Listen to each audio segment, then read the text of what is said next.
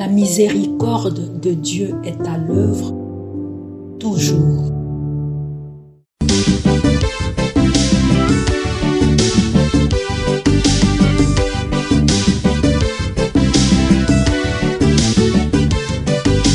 Biblia, buku ya bomoi, buku ya bonyae, emayele, ekokolisa boya bibwa biso. Biblia, buku ya bomoi, buku ya bonyae, emayele, ekokolisa. Prêtre du Seigneur, bénissez le Seigneur, saint et humble de cœur, louez Dieu, au nom du Père et du Fils et du Saint-Esprit. Amen.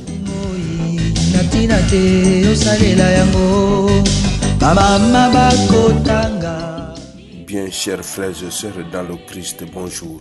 Ce jeudi 21 août, notre mère l'Église fait mémoire de Saint Pie X, pape. Deux textes nous sont proposés à méditation. Nous prenons les lectures de la Férie. La première lecture est tirée du livre des Juges, au chapitre 11, du verset 29 au verset 39. L'évangile, c'est l'extrait de l'évangile de Jésus-Christ selon saint Matthieu, au chapitre 22, du verset 1 au verset 14. Prions le Seigneur.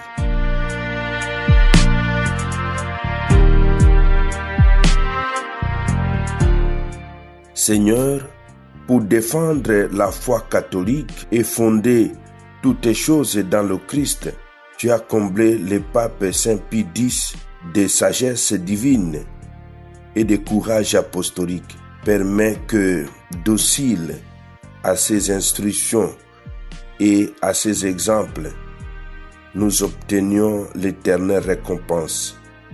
Par Jésus, le Christ notre Seigneur. Amen.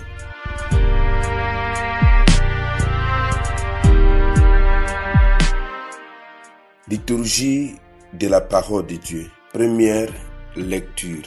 Lecture du livre des Juges. En ce jour-là, Jephthé était un vaillant guerrier. L'Esprit du Seigneur s'empara de lui et il traversa le pays de Galade et Manassé et Mispa de Galade. De là, il passa la frontière des fils d'Ammon. Jephthé fit alors ses vœux au Seigneur.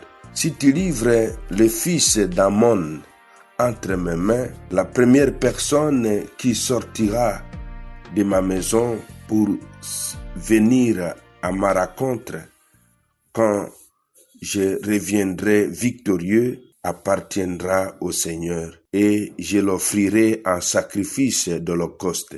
Jephthé passant chez les fils d'Ammon pour les attaquer, et le Seigneur les livra entre ses mains. Il les battit depuis Aéroël jusqu'à proximité de Minite, jusqu'à Abel-Kéramine, soit le territoire de 20 villes. Ce fut une très grande défaite, et les fils d'Ammon durent se soumettre aux fils d'Israël. Lorsque Jephthé revint à Mispa, comme il arrivait à sa maison, voici que sa fille sortit à sa rencontre en dansant au son des tambourins. C'était son unique enfant. En dehors d'elle, il n'avait ni fils ni fille. Dès qu'il l'aperçut, il déchira ses vêtements et s'écria: « Hélas, ma fille, tu m'accables. C'est toi qui fais mon malheur.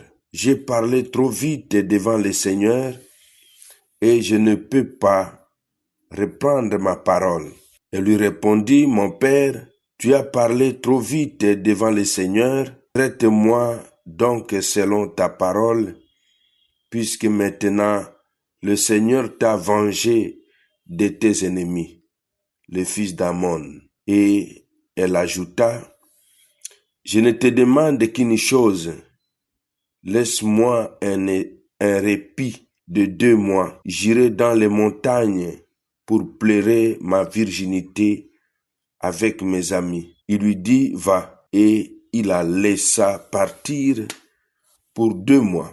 Elle s'en alla donc avec ses amis dans la montagne et pleura sa virginité. Les 2 mois écoulés, elle revint vers son père et il accomplit à son égard le vœu qu'il avait prononcé. Parole du Seigneur, nous rendons grâce à Dieu.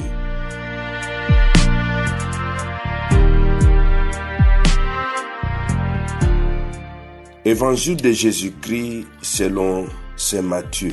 En ce temps-là, Jésus s'est mis de nouveau à parler aux grands prêtres et aux anciens du peuple, et il leur dit en parabole: le royaume des cieux est comparable à un roi qui célèbre les noces de son fils. Il envoya ses serviteurs appeler à la noce les invités, mais ceux-ci ne voulaient pas venir.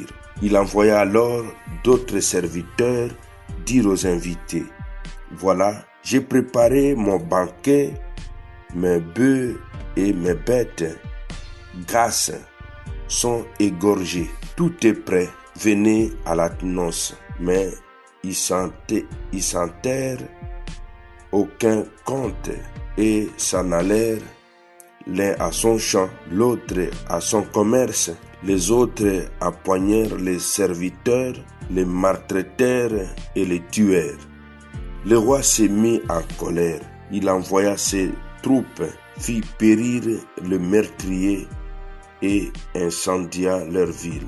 Alors il dit à ses serviteurs: le repas des noces est prêt, mais les invités n'en étaient pas dignes. Et donc, au croisé de chemin, tous ceux que vous trouverez, invitez-les à la noce. Les serviteurs s'en allèrent sur le chemin, rassemblèrent tous ceux qu'ils trouvèrent, les mauvais comme les bons, et la salle des noces fut remplie de convives. Le roi entra pour examiner les convives, et là il vit un homme qui ne portait pas les vêtements de noces. Il lui dit: mon ami, comment es-tu entré ici sans avoir les vêtements de noces? L'autre garda le silence. Alors le roi dit aux serviteurs: jetez-les pieds et poings liés dans les ténèbres du dehors.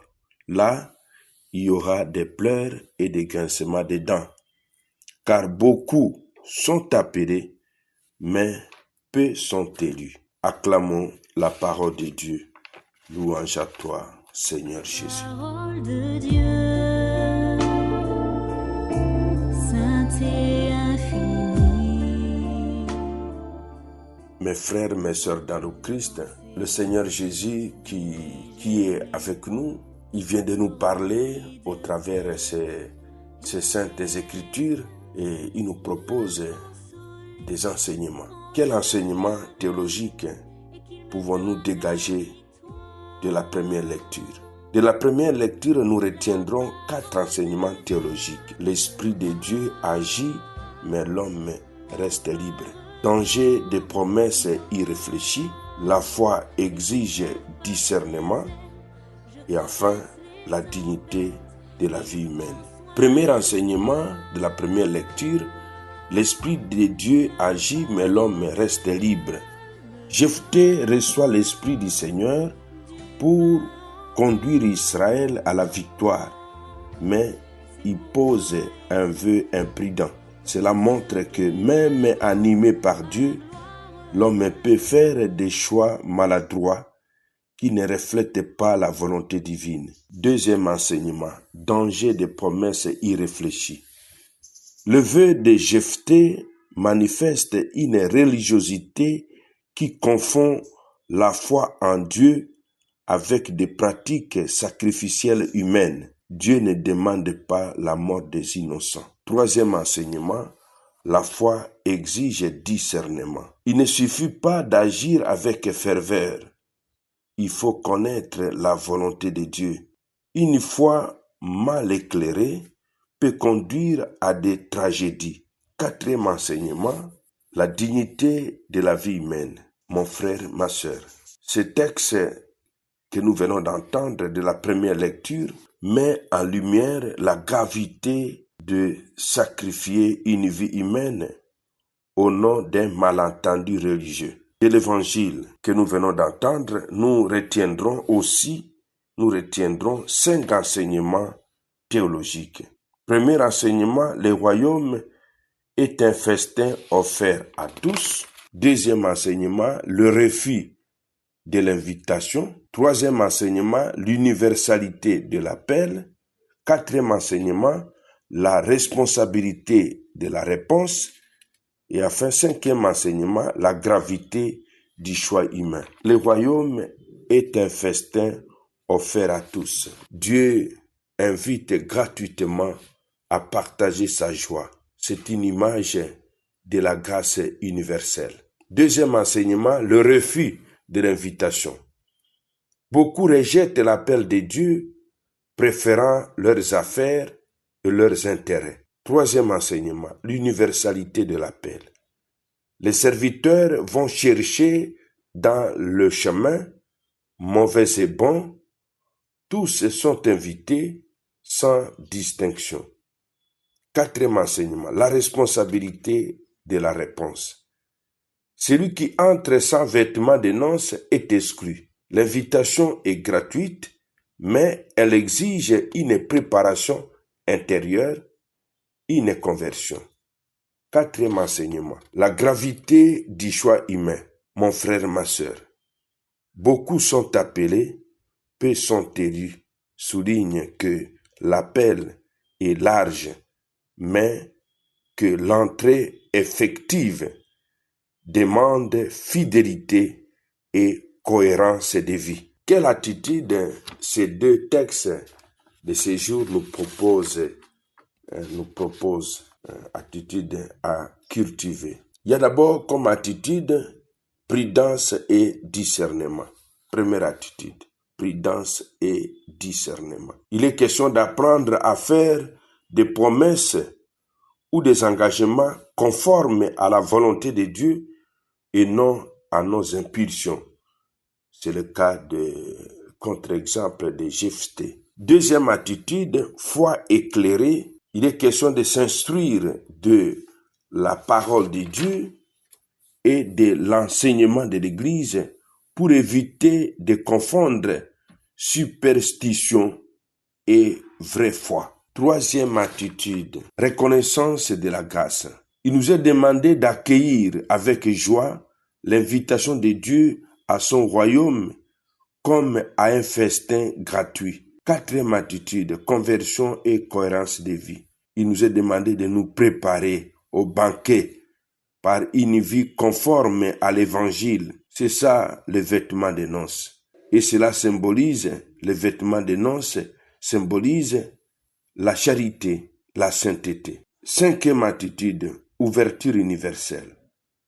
Il est question d'accueillir l'autre sans discrimination, car Dieu appelle bons et mauvais à la table du royaume. Sixième attitude, vigilance spirituelle. Ne pas prendre à la légère l'appel de Dieu, mais y répondre avec sérieux et engagement. Amen. Qui plaise à l'Esprit Saint de nous habiliter dans toutes ces attitudes spirituelles. Amen. Et que Dieu Tout-Puissant vous bénisse et vous protège, le Père, le Fils et le Saint-Esprit. Amen. Excellente journée à tous. Bonne fête patronale au Pi 10. Nous passons ici aux chrétiens de la paroisse Saint-Pi X d'Opiengue et à tous ceux qui ont Saint-Pi 10 comme patron. Et que Dieu Tout-Puissant vous bénisse et vous protège, le Père, le Fils et le Saint-Esprit. Amen. Biblia, Namabota tokotanga Biblia, Namasanga tokotanga Biblia, Oh bipai biso Biblia, ebombi makanisi manzambe. Biblia, buku ya kokabola na baninga. Biblia, buku ya kobomba na se ya mbeto te o. Biblia, Biblia.